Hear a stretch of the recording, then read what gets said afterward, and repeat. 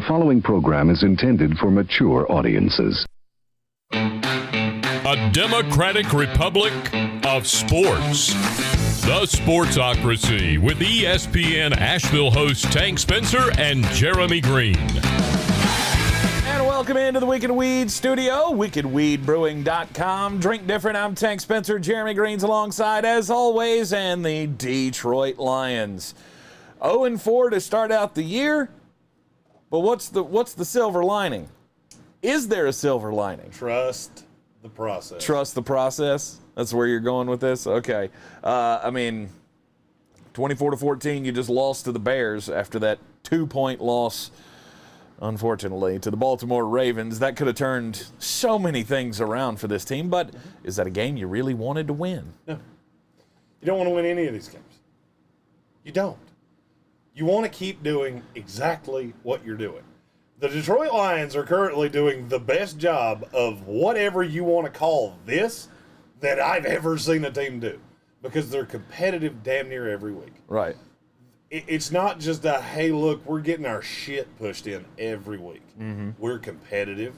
We play hard. We give our fan base something to cling on to. Now, for Lions fans, I'm sure it's gutting. Mm-hmm. I ain't a Lions fan. So I can sit back and go, this is going to end just fine. Well, if you're a Lions fan, you're used to this. So. Well, no, because this is the most fight I've seen them have when they're bad. Do you remember the Dan Orlovsky Lions? Oh, yeah. You know, he runs out of the end zone 7 yards deep. That was a bad team. I don't think this is a bad team. I think some of their usages are a little insane. Dead splitting carries with Jamaal Williams and DeAndre Swift, that's a little maddening to me. Mm-hmm. But you have no receivers. You have T.J. Hawkinson and DeAndre Swift out of the backfield. Yeah. Other than that, it's a lot of Quintez Cephas, Khalif Raymond, Trinity Benson, Kaderil Hodge. Although, this past week we did see Amon-Ra St. Brown And finally I love get some Amon-Ra catches. St. Brown. I think he's the future number 2 in this offense. The number 2? I think he's a very good 2 in the NFL. Okay. I don't know that he'll ever be a 1, but I think he can be a 2. I had him as just a step behind a Michael Pittman, who I thought could be a back-end 1, and is serving to be that. Mm-hmm. I think Amon-Ra St. Brown's a high-end 2. And I'm going to say something that I said a long time ago, and I'm going to reiterate it now. You've already found your quarterback. Jared Goff. Jared Goff can be your quarterback. Jared Goff is a 68% completion quarterback with the 2 of us playing wide receiver and T.J. Hawkinson. That's pretty damn good. I'm not saying he's going to be Patrick Mahomes. Right. I'm saying he can be a top half of the NFL starter, top 20 guy, and you build things around him. Yeah. Is he expensive? Yes. But he's not as expensive as he could have been. Mm-hmm. You didn't carry any of the bonus money. What do you mean by a long-term solution? 2 years, 3 years? He could be the quarterback of this team for 10 years. Oh my gosh. I don't think you want to go down that path. I wouldn't suggest it. He's sure 68% completion, but he's also had some turnovers that make you go, God, what are you doing? Mm-hmm. Look who he's playing with. Oh, I understand. The team around him is bad. Mm-hmm. Khalif Raymond is not a receiver in this league. I get that. He's a punt returner. I get that. But it's not Khalif Raymond's fault when Jared Goff drops the ball behind the offensive line. And I get that. Okay. Again, I didn't say he was Patrick fucking Mahomes. I know. I said he's better than the Mitch Trubiskys of the world. Okay. You don't agree with that? I don't know that I agree with that. You should. I really don't know that I agree with that. He's very expensive. That's the problem. Is that the way his bonus structure was staggered, you're pretty much stuck with because they're roster bonuses. These weren't bonuses that were paid out by the team and prorated. Right. So, his cap number swells to $31 million next year. Yeah. That's a bit of a problem. Is he better than Mitch Trubisky? Yes. A little bit. Definitively. One's been to a Super Bowl, one's never won a playoff game. Baker Mayfield or Jared Goff? Jared Goff. And to me, it's not all that close. Really? No. See, to me, he's the same ilk. or elk, as you like to put it. I don't know what noise an elk makes, or I would have made it right there. I mean, I just think he's fine. Yeah. And I got news for you. He's the best opportunity. He's the best solution you're going to have a quarterback for 2 years. Because there ain't a quarterback in this class outside of Sam Howell, and I don't think you're the worst team in this league. What about the next class? It's a little early. Yeah. I mean, because you got to think there were people that still thought Spencer Rattler was an NFL quarterback a year ago. It's true. I wasn't one of them. But can he be the quarterback for the Detroit Lions for another year? Sure. Another 2 years? Okay.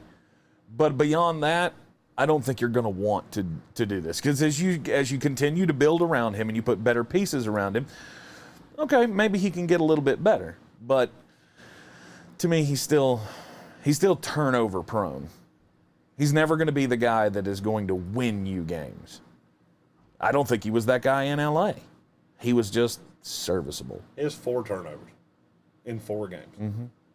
That's not that bad, especially with what he's playing with. Mm-hmm. I don't think you can feel good about damn near anything on this team. The offensive line. The offensive line has been good. Yeah. I think you can be impressed with that. You can be impressed with the offensive line. You can be impressed with maybe a couple of pieces defensively. I'm pretty impressed with the defensive line, to be honest with you. Mm-hmm. I mean, I think they have pieces. But this is what we said after the draft. After the draft, they're building at the most important places. Yeah. Building from the ball out. Exactly. That's how you build a team. Mm-hmm. And I'll be honest with you, of every bad team in the NFL, I'd rather be the Detroit Lions than any of them. Detroit Lions, New York Jets, and there's another one. Detroit Lions, New York Jets. Who's the other bad team that hold on. I got the power rankings. Put the power rankings up. When I see it, I'll know. Cincinnati Bengals. If I was going to be a bad team, I want to be one of those 3 bad teams. They're all 3 in the bottom 11 of the league, and I think they're going to stay there. But I see the pieces for the future. Right. Now this week, it's going to be another day in the neighborhood.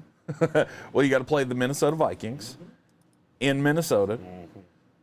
And that's a game I think you can keep close. I have them to cover. Yeah? They're a 9-point dog, and I think that's stupid. That's way too many points. That's stupid. Way too many points. I think you can keep this game close, and this might be another game that you got a shot to win on a field goal at the end of it.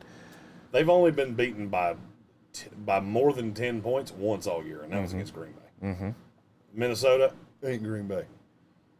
That's the goal. Stay competitive, lose the games, get the draft pick, move on. Yep. Detroit Lions are killing it in that aspect. I love the coaching staff. I love the front office, and I'm going to say that in every one of these videos we do. Yeah. Moving forward, I'm not going to stop saying it. And 2 years from now, you'll go, oh, yeah, that big bearded leprechaun, he was right. We were building something. Yeah. Man, it sucked to go 2-15, but, man, I really like where we're at now. No, I think you have to be a really dense Detroit Lions fan to look at this and go, there is no path for the future. You have to look. I think everybody can look at this team and go, there are pieces. Well, you have to here. understand that being a Lions fan is a lot. I mean, I'm a Jets fan, so I'm very sympathetic to this. You start to feel like Charlie Brown after a while. Mm-hmm. You get hope up, and you're counting on all these draft picks, and people like me are saying, "Oh, they're so good," and then you screw them up. And so I don't like your term of dense fan. It's cautious fan. You've had Lucy pull the football from you enough times, and you're going, you know what? I'm just not going to fall for it again. Right. I'll believe it when I see it, and I get that. I'm just telling you, as somebody that does this for a living, you should be really encouraged by a lot of the things you're seeing. Yeah. One of your opportunities to do that this week against the Minnesota Vikings. You got the Cincinnati Bengals coming up after that, so that's another winnable game. That I think you winnable. We shall see. And, of course, we'll have your recap of all of it right here in the Sportsocracy next week. Be sure to hit that subscribe button so you get all of our team-by-team content throughout the season. And, of course, join us live every weekday morning here in the Wicked Weed studio at 10 a.m. I'm Tank Spencer. He's Jeremy Greene, and we'll see you next time.